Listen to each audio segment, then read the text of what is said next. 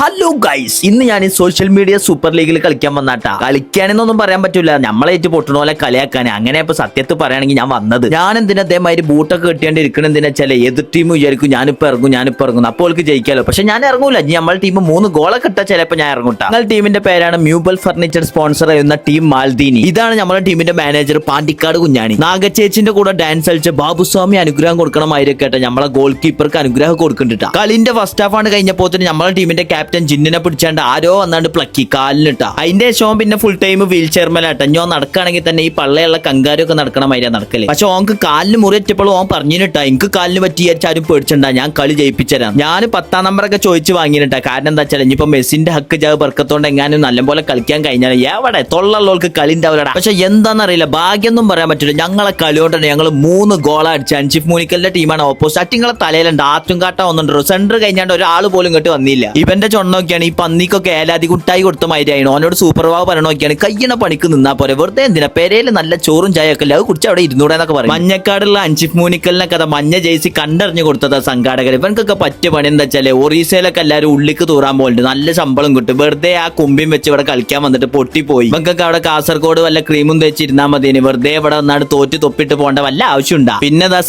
സെമീറിന് വലിയ പോയനണ്ടിന്റെ കാല. പക്ഷെ വലിയ കാലുണ്ടായിട്ട് എന്താ കാര്യം, കളിച്ചാറുണ്ട്. സത്യം പറഞ്ഞാൽ ഈ സെമീർ ഒരു ഇന്റർനാഷണൽ വല്യാണ്. കാരണം കഴിഞ്ഞ പ്രാവശ്യം കാലിക്കറ്റ് FC മലപ്പുറം FC ഉള്ള കളിയിൽ മലപ്പുറം FC ബോംബൊട്ടിമാരി പൊട്ടാൻ കാരണം സെമീറാണ്. കാരണം ഓൻ അവിടെ ഗാലറി ഉണ്ട്. ഇതാണ് നമ്മളെ തീപ്പൊരി ഗോളിട്ടാ. നമ്മളെ ഒരു ഗോള് ദിവനും മറ്റേ ഗോള് ദിവനും ആയിട്ടെ. മൂപ്പര പ്രൊഫഷൻ കോച്ചാണെങ്കിലും ആള് കളിയിലും കിടിലം തന്നെ.